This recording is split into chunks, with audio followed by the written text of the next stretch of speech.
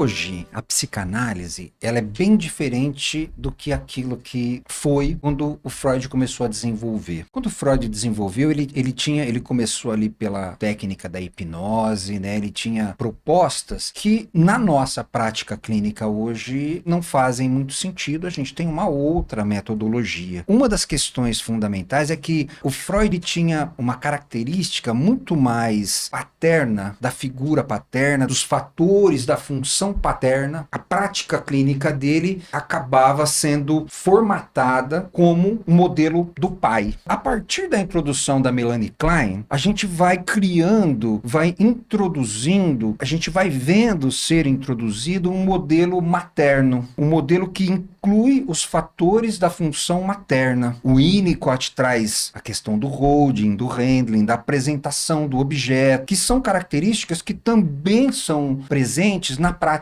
clínica. E aí com Bion isso fica mais evidente ainda quando ele coloca a ideia da continência, da função alfa, todos esses elementos que estão presentes também na função materna. Isso não quer dizer que os fatores da função paterna foram perdidos, mas que acrescentou-se as questões da função materna também na prática da psicoterapêutica psicanalítica. O que você acha disso, Jéssica? Como é que é isso para você? É muito importante realmente falar sobre a função paterna, a função materna, principalmente dentro do setting terapêutico que também se apresenta. Quando a gente pensa no sujeito adulto, tem algumas dificuldades ali sobre se reconhecer, sobre acreditar em si, ou, por exemplo, falar em público, né, expor ali algumas ideias, vem essa dificuldade referente da infância também, a função paterna que traz ali o limite, que apresenta, a mãe que ajuda esse reconhecimento interno do bebê, de nomear, e quando internamente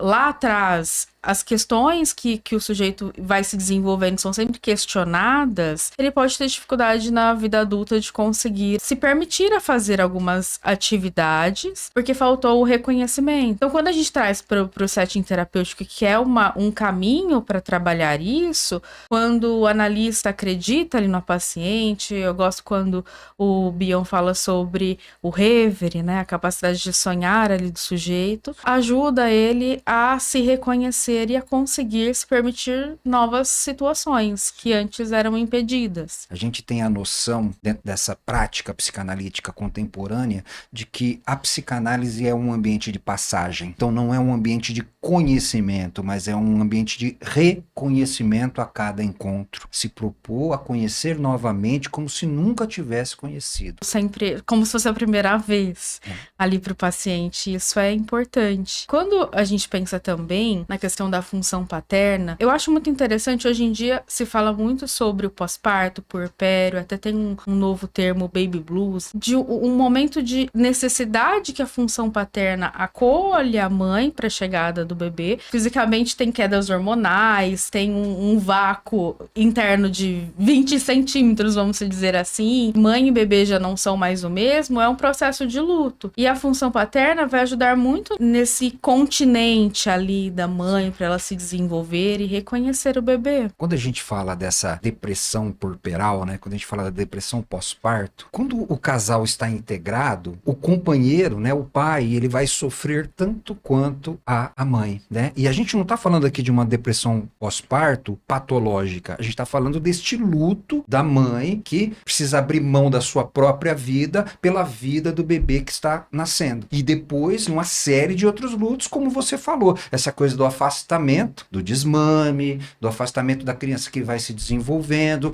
Então, o companheiro, o pai, também vai sofrendo tudo isso se ele estiver integrado no casal. A mãe se afastando do bebê é um modelo de desintegração. Algo que estava junto, que agora se separa fisicamente, mas emocionalmente acontece o inverso, que é a integração. O físico desintegra, o emocional se integra. E a função paterna materna é justamente aquela que vai vir para dar esse formato, esse acolhimento, continência para essa integração, né? Me fez pensar também que durante a gestação são 9 meses para a mulher. A mulher sente todo o desenvolvimento da criança dentro dela. O pai não. O pai só vê, né? Então, observa. Para ele é só uma observação. Naquele momento que a criança nasce, ela deixa de ser mulher para ser mãe. Muda muito mais que só hormônios, mas como valores, como pensamento, como, né, o luto de que agora eu vou deixar de ser a Jéssica para ser a mãe. A mulher deixa de ser mulher para ser mãe, e depois que a criança começa a se desenvolver, ela precisa voltar a ser mulher. Claro que isso tudo simbólico, Sim. Ninguém está falando aqui que uma coisa anula a outra, mas ela precisa colocar em stand-by, por assim dizer, a sexualizada feminina no momento em que ela está ali da maternagem, e depois ela precisa retornar com esse teor feminino assim que a criança começa a se desenvolver, e isso é um grande problema.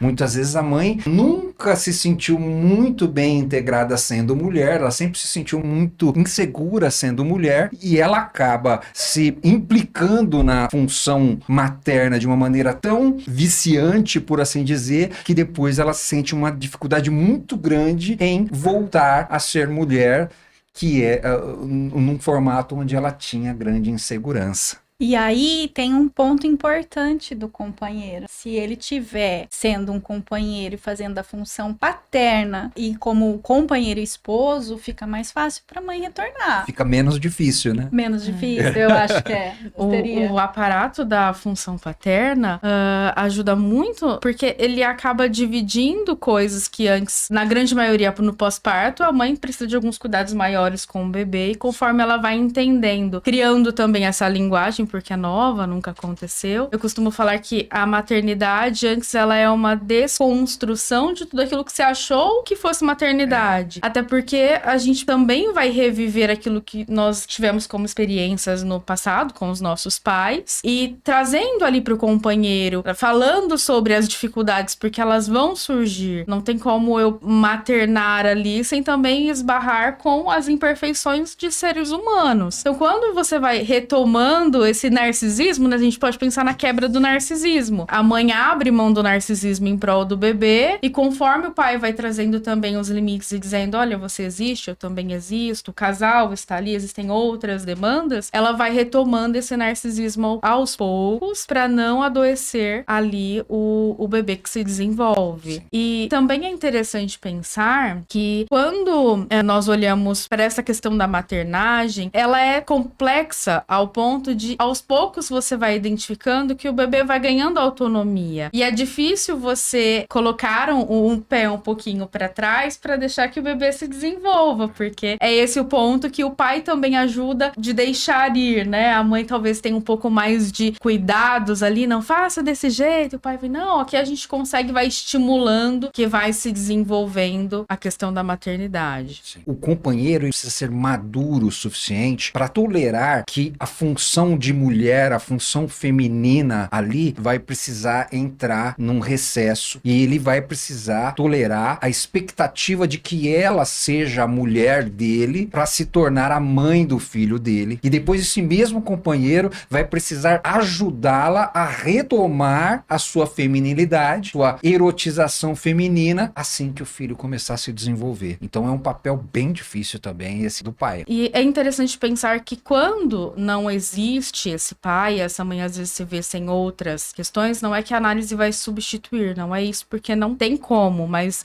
é um caminho que também ajuda a refletir sobre coisas, de aprender a deixar ir, se desenvolver no tempo do bebê, porque a tendência é que vão tendo ali alguns brecares de desenvolvimento por um processo de luto. Como a Desirê falou anteriormente, é um processo de luto de quem você era, porque aquele eu, ele deixa de existir, a gente muda o tempo todo. Sim. E passar agora a um recalcular de quem eu sou, o tempo com o bebê, o restante da vida, é um reajuste nas demandas, nas dinâmicas. Que assim como você disse, que você também volta para sua infância, ele também volta da infância dele que você não teve contato e não tem nem ideia, por mais que alguma coisa ele diga, né? Então são duas histórias para viver uma terceira história, né? Diferente. Uma construção mesmo e desconstrução, porque teve coisas que foram boas e outras nem tanto. Eu tenho a impressão de que assim, o fluxo da vida está muito mais em deixar de ser do que tornar-se. Maturação é tolerar deixar de ser, não tornar-se alguma coisa. Desde pequeno, a gente aprende aquilo que a gente deveria ser. Existe uma expectativa, na verdade, existe uma expectativa antes mesmo da gente nascer. Já existia uma expectativa. Um fluxo saudável da vida é justamente desobstruir todos esses deveria ser para conseguir um deixar de ser. Me faz pensar muito como a falta paterna desestrutura muito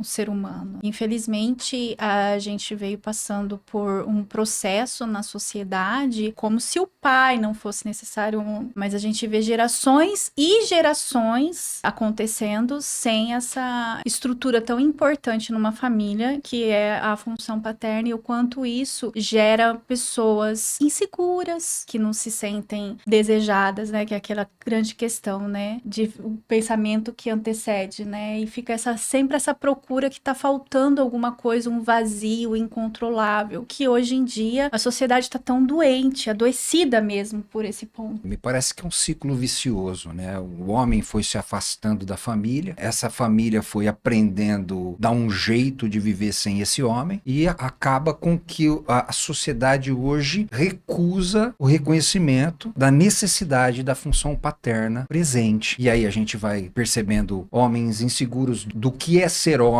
quando ele precisa tomar uma atitude, e mulheres que não são capazes de avaliar os homens dos quais ela vem se envolver. São dois desdobramentos aí, dentre vários, que são os prejuízos da ausência da função paterna, né? Acaba se normalizando a ausência do outro na relação. Sim. Então, vai buscar um relacionamento, até algumas pessoas costumam trazer coloquialmente, né? Eu tenho o dedo podre, eu acabo me relacionando com pessoas que não gostam de mim, não dão importância, mas na verdade é uma repetição dessa primeira relação de base que foi apresentada. Isso também acaba gerando essa dificuldade do acreditar em si, porque se eu não tive um bom relacionamento com o pai ou com a mãe, se eles não me amaram, como que o outro vai fazer isso por mim? E aí se liga a relações que são tóxicas, que acabam ali minando, né, o eu do sujeito, Sim. o ego, descredibilizando, principalmente hoje com as redes sociais, você tem isso em grande escala, e a pessoa pode ficar refém disso e se privar de crescimentos, de buscar um novo trabalho, sair de uma relação tóxica, identificar que não precisa também estar do lado de pessoas que você tem uma certa obrigatoriedade, como familiares, não é porque eu amo que eu preciso conviver. Então são pensamentos importantes. E o quanto essa falta paterna,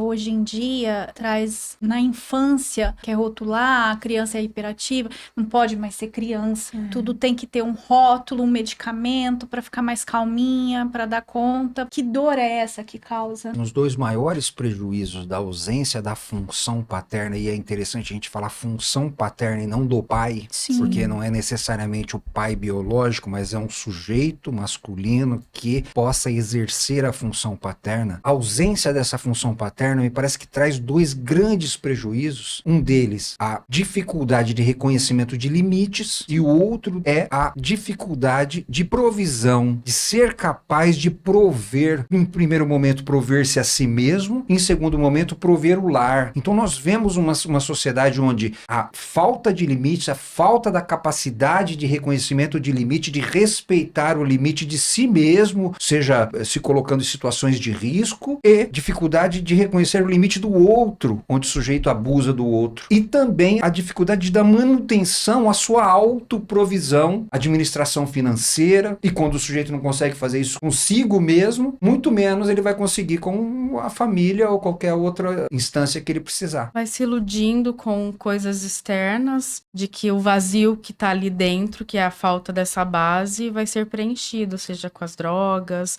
com os vícios, né, em si. Então o processo de análise ajuda nesse percurso de reconhecer, ajudar a nomear, devagar, principalmente no tempo de cada um passo por vez, sem forçar nada. Reparando o funcionamento emocional que vai se desdobrar num funcionamento afetivo, que é a relação com o outro. Muito agradecido, gente. Perfeito.